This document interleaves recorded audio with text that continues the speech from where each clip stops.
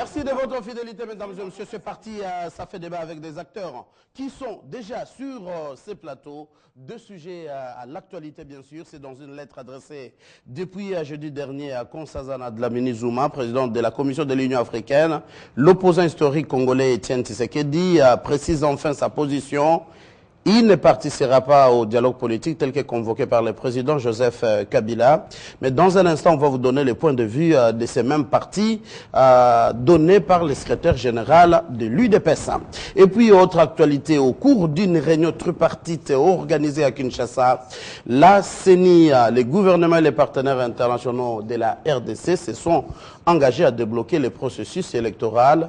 La CENI devrait lancer ce 10 février prochain un appel d'offres pour le matériel nécessaire pour la révision du fichier électoral. Alors, nous, ça nous intéresse et ça fait débat. Des acteurs politiques sur ce plateau, Albert Dieka, cadre de la CCI. Merci d'être là, Albert.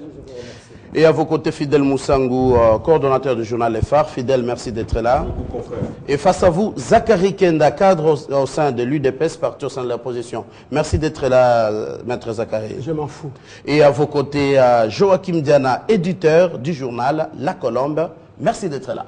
Merci beaucoup. Alors, c'est parti. Bien sûr, la lettre fait vraiment débat, polémique et reprécise peut-être les choses. Mais selon Bruno Mavungu, secrétaire général de l'UDPS, Etienne Tshisekedi n'a pas refusé d'aller au dialogue. C'est l'accord cadre qui est la source du dialogue. Et ce dialogue qui a été créé par cet accord ne peut être convoqué par une autre partie prenante du même dialogue. Tshisekedi recadre les choses pour que tout le monde revienne sur l'accord cadre d'Addis Abeba et la communauté internationale qui doit convoquer a déjà été saisie pour ça. Alors, vous êtes de l'UDPS avec nous, Zachary Kenda. Que dit exactement la lettre? Parce que ça semble se contredire la déclaration du président et de son secrétaire général. Non, écoutez, le président, c'est celui qui est le propriétaire du véhicule. Il a écrit la lettre et le vaillant Bruno Mavungu, c'est le chauffeur qui conduit le véhicule. Nulle part dans la lettre du président Tshisekedi, il a dit que je ne participerai pas au dialogue. Nulle part. Il a dit, dans les pré-dialogues entre les gens de Kabila et l'UDPS, il y a eu quand même des accords, des points de vue de convergence. Et les autres, et depuis, ils n'ont jamais signé un engagement. Donc c'est sur ces points exactement de nos signatures de cet engagement qu'ils voudraient échanger avec Edem Kodjo, l'envoyé spécial de la dame, la présidente de la commission. Est-ce que c'est pas revenir en arrière? Le président évoque Ibiza et Venise au lieu d'évoluer avec Edem Kodjo, qui est l'actualité. Il n'évolue pas. Il faut lire la lettre. Il dit que Kabila est une partie du problème. Il y a un contentieux qui est né dans ces pays. Tshisekedi a prêté serment chez lui, Kabila a prêté serment. Mais comment on ne peut pas y parler? Comment on ne peut pas y parler? Mais alors, finalement, les dialogues, c'est quoi? Les dialogues, c'est autour des conflits, autour d'une crise. Mais la crise a ses sources, a ses origines. Ah, d'accord. Alors, Kabila a prêté serment. Précisons pour les milliers de téléspectateurs. Précisons, laissez que je vous pose cette question. L'UDPS est toujours d'accord avec les dialogues ou pas? Précisez. Je vois vos confrères dans tous les médias, quand ils posent des questions aux analystes, ils les laissent parler jusqu'à la fin. Répondez à ma question. Je vais répondre à laquelle maintenant là. Je vais répondre à laquelle. Parce que je réponds à celle qui dit ceci. Ma question est celle-ci aussi. C'est à moi de vous poser la question et de répondre à ma question. L'UDPS va-t-elle prendre au dialogue tel que convoqué par Joseph Kabila? C'est ça la question. Je ne peux pas répondre par oui ou non. Je réponds en disant qu'il y a la crise politique qui a commencé avec les deux prestations de serment, l'une à la maison de Tshisekedi, l'autre au camp militaire de Kabila. Et c'est ça les débuts. Et les gens, aujourd'hui j'ai suivi avec beaucoup de mépris les parvenus politiques donner des leçons à Tshisekedi politique. Tshisekedi a signé en prêtant ce serment, il savait ce qu'il faisait. Il savait où est-ce qu'on allait aboutir. Ce sont des acteurs politiques. Et nous sommes aboutis à cette crise politique. Alors, à cette crise politique, c'est entre Tshisekedi qui prétend être élu et Kabila qui prétend être élu. Tshisekedi dit c'est ma victoire, Kabila me l'a volé. Kabila dit je suis élu, Tshisekedi n'a pas été élu. C'est une crise. Alors à ce moment-là, Kabila ne peut pas constituer, lui la direction, il ne peut pas prendre la direction pour parler, commencer à initier, à inviter les gens, aller chercher même les Madame Zuma pour qu'on nomme les gens de sa couleur et de son goût. Et ce que dit Kabila, c'est une partie du problème. Il faudrait que les personnes neutres... On connaît les détails. Non, je ne suis pas arrivé à votre réponse. Dans les accords d'Addis Abeba, il est dit clairement que sous les auspices du représentant du secrétaire général des Nations Unies. Même un imbécile peut se poser la question. Depuis quand Yadema est-il devenu représentant du secrétaire général des Nations Unies? Depuis quand? Les ossues les accords d'Aziz Beboba duquel c'est M. Kabila qui avait signé et pas de Tshisekedi. Et comment on ne peut pas donner l'essence, le respect à sa propre signature? Et maintenant que Tshisekedi rappelle que le conflit que nous avons au pays, la crise qui joue au problème, ça m'oppose à M. Kabila et M. Kabila ne peut pas me convoquer au dialogue. Il faudrait que la communauté internationale nous appelle au dialogue pour débattre. Donc où est le problème? Il faudrait que M. Kabila se révise et comprenne que pour l'intérêt supérieur de la nation, j'accepte que j'ai été mal mise en cause pour les élections qui ont eu lieu en 2011. J'ai été, Monsengo l'a dit, sentez-vous à l'aise dans cette porte, dans 48%, nulle part au pays, au monde, où on peut élire un président avec 48%. Alors dans ce moment-là, Kabila devait se passer et laisser la communauté internationale prendre le débat et diriger les débats. On serait déjà avancé. Ou bien il y a d'autres calculs, il ne veut pas aller au dialogue. D'accord, Zakari, mais vous n'avez pas répondu à ma question, je vais vous remettre la parole après. Est-ce qu'on peut parler de l'inconstance du côté de l'UDPS et qui doit normalement convoquer le dialogue politique? Oui, Joachim Diana. moi je pense que si nous voulons sauver ce pays, nous ne devons pas y aller par le mensonge. Parce qu'il y a déjà dans l'opinion dit que faire la politique, c'est mentir.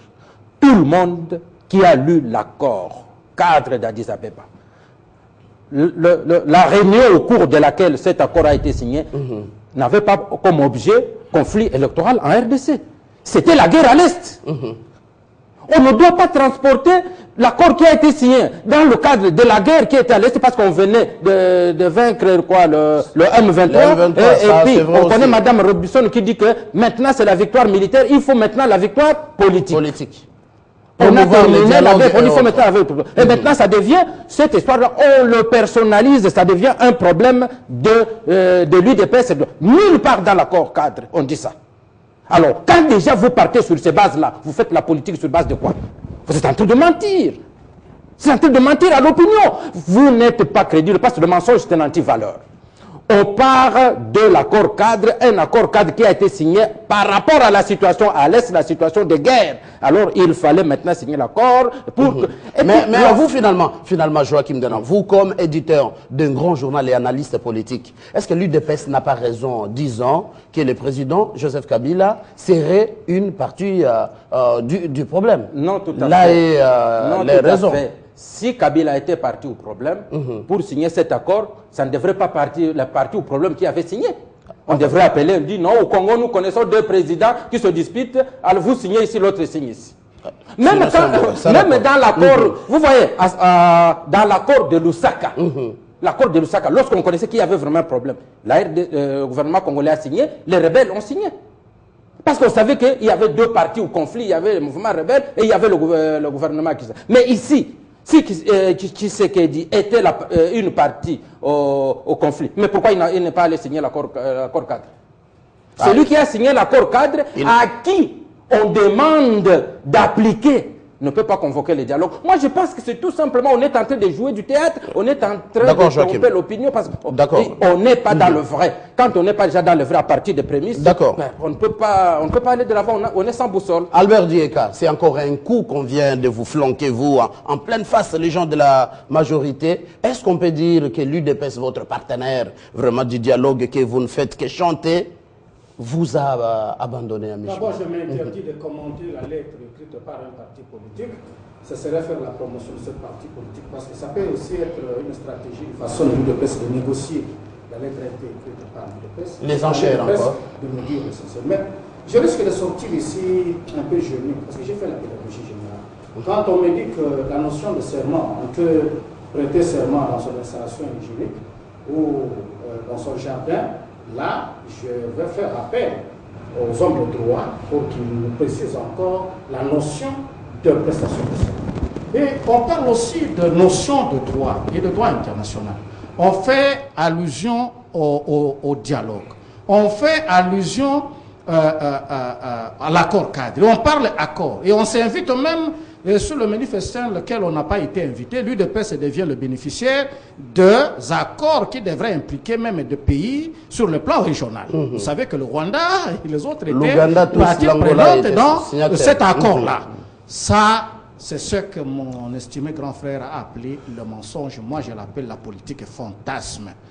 Nous sommes en train de poser les problèmes des résolutions des conflits qui s'imposent sur le destin des Congolais. Comment résoudre le problème des 13 scrutins dans 11 scrutins dans 11 mois, Dans 11 mois. C'est à cela qu'on fait appel aux politiques. Le politique doit jouer le rôle de trouver réponse. Mais nous appeler ici à commenter sur la lettre de l'UDPS, je ne pourrais pas le faire, mais je fais tout simplement un appel à nos amis de l'UDPS. Je crois qu'ils connaissent la notion de ce qu'on appelle l'impérium du pouvoir. Il ne faut pas méconnaître les notions de droit et revendiquer les mêmes notions pour être même le sujet du droit soi-même. Quand on parle de l'impérium du pouvoir, en vertu de quoi les accords peuvent être convoqués, les dialogues peuvent être convoqués, comme dans un pays où on fait appel encore au gouverneur général de la Belgique. Et dire, le Congo n'a aucun président, c'est la notion de vide au pouvoir, c'est cela qui scandalise même les jeunes gens qui nous suivent. Et à cela je chute, partir. Nos amis de l'UDPS, comme tous les autres Congolais qui sont en train de jeter de l'opprobre sur l'image de marque de la République démocratique du Congo, il est temps, si Kabila est le problème. Mais Kabila, vous ne dites rien. Et ils ont posé une condition. Bon. Oui. Face à leurs nouvelles conditions. Ce n'est pas au président Kabila de convoquer ces dialogues. Mais ils seraient d'accord toujours pour les dialogues. C'est pourquoi je leur dis qu'ils consultent la notion de l'impérium du pouvoir, que ce soit dans les ambassades, que ce soit dans les représentations, auprès de qui on accrédite les personnels diplomatiques. Ça, c'est vrai. Alors, si l'UDPS veut diriger la réponse est déjà claire. Elle ne reconnaît pas ce qu'on appelle l'impérium du pouvoir. Depuis que l'UDPS a crié que c'est elle qui a été élu, il dirige où? Il représente le pays où? D'accord, Albert. Alors, Fidel Moussango, vous êtes coordonnateur du journal Les Phares. Qui doit convoquer les dialogues encore? L'UDPS vient de poser à d'autres conditions. Est-ce qu'on peut parler de l'inconstance de l'UDPS? Oui, le matin, non le soir, et vice-versa. Vous savez, je ne sais pas si certains d'entre nous ont suivi les péripéties du début de la conférence nationale souveraine. Et même les travaux préparatoires où le professeur Léao Marcel d'Heureuse Mémoire a démontré à la face du monde l'importance de la souveraineté de ce forum là-bas. Que les décisions qui seront prises ici seront opposables ad omnes. N'est-ce pas? Erga omnes, comme on dit. Bon. Ici maintenant, pourquoi est-ce que l'UDPS refuse à Kabila le droit de convoquer le dialogue? Parce que, contrairement à ce que dit Diana, il n'a pas bien lu l'accord 4. Pourquoi on appelle ça l'accord 4? Il faut qu'il se renseigne. Ce n'est pas un accord tout simple. Il y a accord 4, il y a plusieurs choses d'accord. Pourquoi cet accord a été pris à Addis Abeba? Il n'y a pas que le problème de M23. Le Congo est confronté à beaucoup de problèmes. Depuis que Kabila est arrivé. D'abord, Kabila est arrivé au pouvoir à un moment dangereux. Et s'il y a la paix, j'entends non, Kabila a rétabli la paix. Non, Kabila n'a pas rétabli la paix. Nous sommes à la Sainte City, quoi faire? Alors pourquoi vous ne voulez pas le reconnaître? Non, il était la paix rétablie pendant que lui est chef d'État. Non. Le pays était morcelé. Même Mende qui fait beaucoup de bruit, il était où? Il faut qu'il nous rappelle, il était où? Là n'est pas les bon, c'est pour dire que ça sert à rien de commencer à parler de choses pour lesquelles on va parler. Ici, maintenant, qu'est-ce qui se passe? Non seulement il y a des problèmes posés, mais il y a des problèmes qu'on pose encore maintenant et posés par Kabila. J'y vais pour vous dire que pourquoi est-ce que le DPS ne s'est pas lui. Dites-moi ce problème de dédoublement des partis politiques, en violation de la loi sur les partis politiques. Tout d'un coup... Ça, c'est un autre fait. Non, c'est un problème. On reste dans la question. Non, je reviens. Pourquoi je reviens à cela? Qui a signé l'accord de Sun City pour le compte de l'UDPS? C'est ce qu'il dit. C'était l'UDPS, point intérêt. On arrive ici, non, le ministre de l'Intérieur de l'époque, mais c'était Flimemba, maintenant il reconnaît UDPS qui bat ça, UDPS Tshisekedi. Violation de la loi sur le parti politique. De doublement. Ouais, doublement. Les gens se sont tus parce que l'UDPS. Maintenant on y revient encore au MSR libéral, UNADEC libéral, UNADEC Chin, ainsi de suite. MLC, bon, tout ça. Maintenant, qu'est-ce qui se passe? Maintenant, je pose la question. Les bruits qui me viennent de Lumbashi disent ceci. Les dissidents du PPRD sont en train de faire le pied de grue chez Moïse Katumbi pour qu'il crée PPRD libéral. Je pose la question. Est-ce que... Peut-être qu'il ne sera jamais agréé. Non, je pose une question. Non, les bruits courent. On m'a téléphoné. Du fait que vous avez fait MLC libéral, MLC. Les dissidents disent que nous, on en a marre avec